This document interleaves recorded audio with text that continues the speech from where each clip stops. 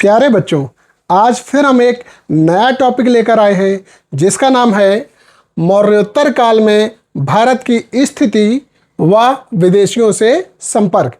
तो आज हम लोग इसके बारे में जानेंगे और समझेंगे। तो चलिए शुरू करते हैं।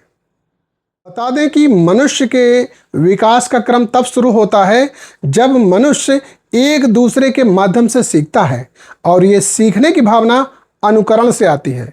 यही वजह है कि जब आप कहीं किसी परिवार रिश्तेदारी में या कहीं बाहर जाते हैं तो वहाँ की वेशभूषा, वहाँ का रहन सहन, ये सब देखकर हमारे विचार बदलते हैं और हम उसमें से कुछ ना कुछ नया ग्रहण करते हैं।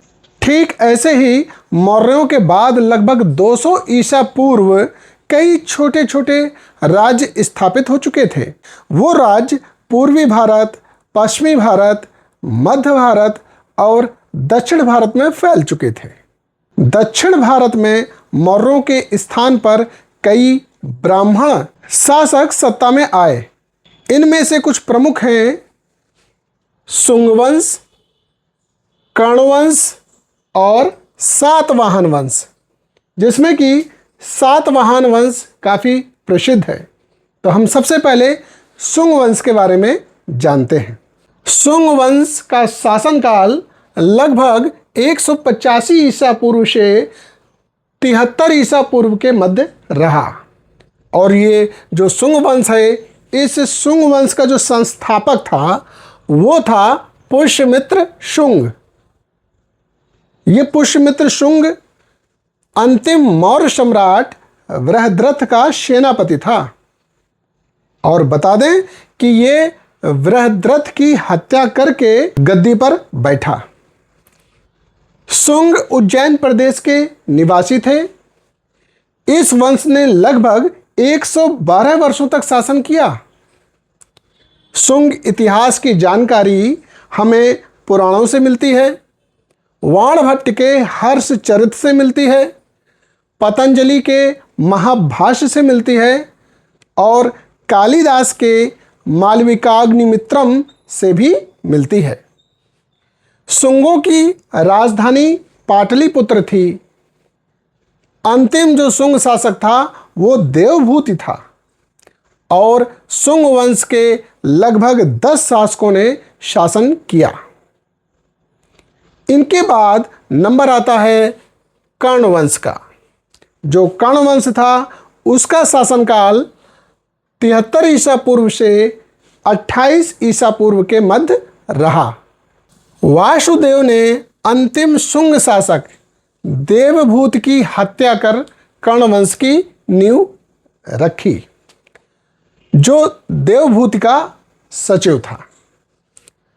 इसमें 4 शासक हुए हैं कर्ण वंश में, जिनमें से प्रमुख थे वासुदेव, भूमिमित्र, नारायण व सुशर्मन।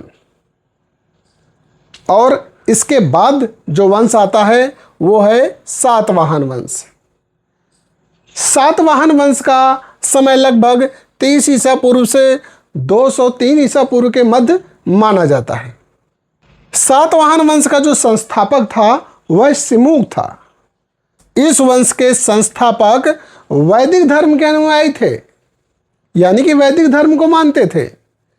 कर्ण वंश के जो अंतिम शासक थे, जिनका नाम सुशर्मन था, उनकी हत्या करके सिमुक ने सातवाहन वंश की स्थापना की।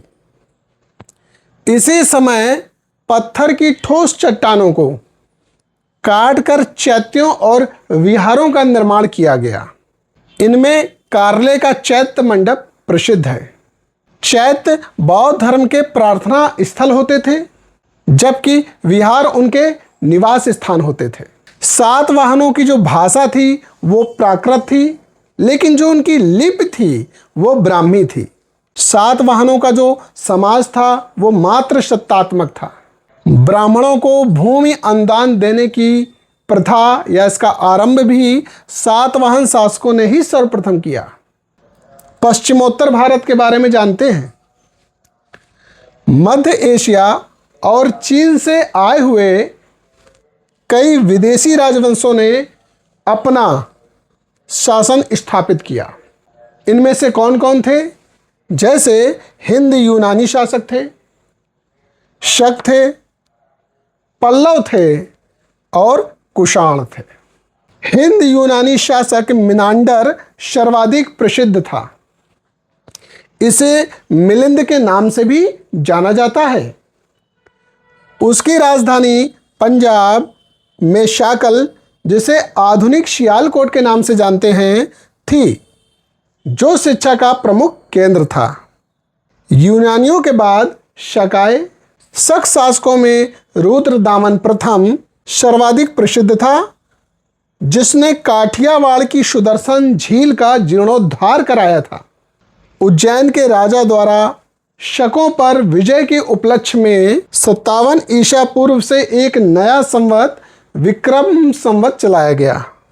शक के बाद पल्लव, जिन्हें पार्थियाई भी कहा जाता है, ये ईरान से भारत में आए और इनके बाद कुषाण आए। कनिष्क प्रथम सर्वाधिक विख्यात शासक था। उसने 78 ईस्वी में शक संवत चलाया। बौद्ध धर्म को अपनाकर कश्मीर में चौथी बौद्ध संगीत सभा का आयोजन भी किया।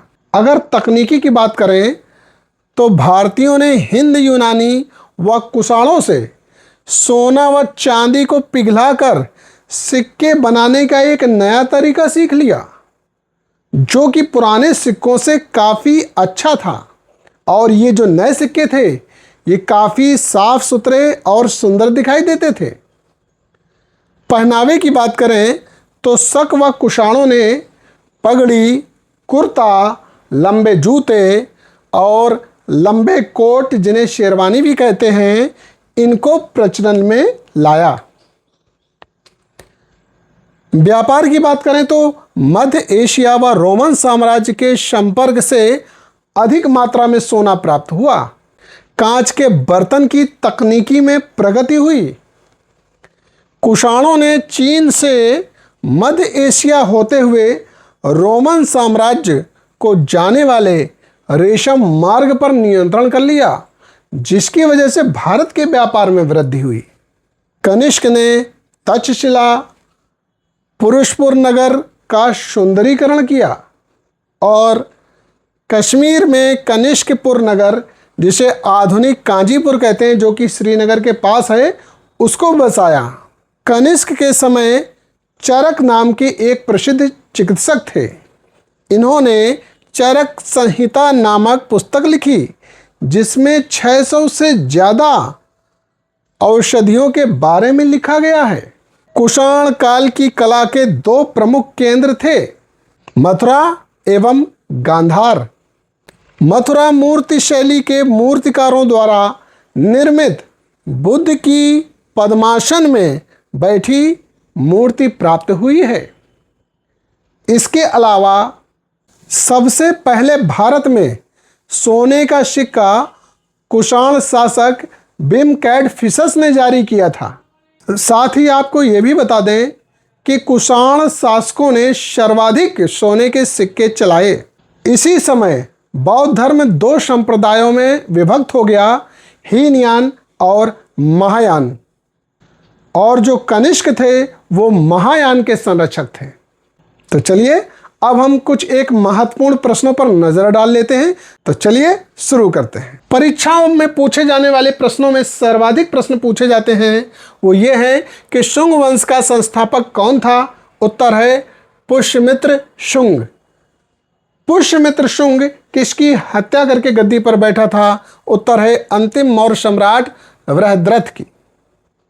दूसरा प्रश्न बनता है कि कर्ण वंश के संस्थापक कौन थे? उत्तर है वासुदेव। अगला प्रश्न बनता है कि वासुदेव किसकी हत्या करके गद्दी पर बैठे? उत्तर है अंतिम शुंग शासक देवभूत की। अगला प्रश्न बनता है कि सातवाहन वंश का संस्थापक कौन था? उत्तर है सिमुक। अगला प्रश्न बनता है सिमुक किसकी हत्या करके गद्दी पर बैठा? उत्तर है कर्ण वंश के अंतिम शासक सुशर्मन की हत्या करके। अगला प्रश्न बनता है कि सातवाहन वंश का समाज कैसा था? उत्तर है मात्र सत्तात्मक। एक प्रश्न और आता है कि ब्राह्मणों को भूमि अनुदान देने की प्रथा का प्रारंभ किस वंश ने किया? उत्तर है सातवाहन वंश। हिंद यूनानी शासक में सर्वाधिक प्रसिद्ध कौन था? उत्तर है मिनांडर। मिनांडर को और किस नाम से जाना जाता था? उत्तर है मिलिंद। शक शासकों में सबसे प्रसिद्ध शासक कौन था? उत्तर है रुद्रदामन प्रथम। अगला प्रश्न बनता है कि काठियावाड़ की सुदर्शन झील का जीर्णोद्धार किसने करवाया था? उत्तर है रुद्रदामन प्रथम ने। अगला प्रश्न है विक्रम संवत की शुरुआत कब से हुई? उत्तर है 57 ईसा पूर्व से। अगला प्रश्न बनता है कुषाण वंश का सबसे प्रसिद्ध शासक कौन था? उत्तर है कनिष्क प्रथम। अगला प्रश्न है कि शक संवत कब चलाया गया? उत्तर है 78 ईस्वी में। अगला प्रश्न है कि कनिष्क के शासनकाल में कौन सी बौद्ध संगीत का आयोजन किया गया? उत्तर है चतुर्थ। अगला प्रश्न है कि कश्मीर में कनिष्कपुर नगर किसने बसाया? उत्तर है कनिष्क ने। अगला प्रश्न है चरक किसके दरबार के प्रसिद्ध चिकित्सक थे? उत्तर है कनिष्क के। अगला प्रश्न बनता है कि चरक संहिता नामक पुस्तक किसने लिखी? उत्तर है चरक ने। अगला प्रश्न है कि कुषाण काल की कला के दो प्रमुख केंद्र कौन से थे? उत्तर है मथुरा एवं गांधार। अगला प्रश्न है कि कहाँ की मूर्ति शैली में मूर्तिकारों द्वारा निर्मित बुद्ध की पद्मासन में बैठी मूर्ति प्राप्त हुई है? उत्तर है मथुरा मूर्ति शैली में। अगला प्रश्न बनता है कि भारत में सबसे पहले सोने के सिक्के किसने चलाए? कुषाण शासक बिम कैडफिशस ने। अगला प्रश्न है कि भारत में सर्वाधिक सोने के सिक्के किसके द्वारा चलाए गए? उत्तर है कुषाण शासकों द्वारा। इसी समय बौद्ध धर्म कितने संप्रदाय में विभक्त हो गया? दो संप्रदायों में, हीनयान और महायान। कनिष्क बौद्ध धर्म के किस संप्रदाय के संरक्षक थे? उत्तर है महायान। तो ये थे कुछ एक महत्वपूर्ण प्रश्न जिस पर हम लोगों ने नजर डाली। तो इस प्रकार से आज हम लोगों ने मौर्योत्तर काल में भारत की स्थिति को जाना व विदेशियों से संपर्क को जाना और समझा। धन्यवाद।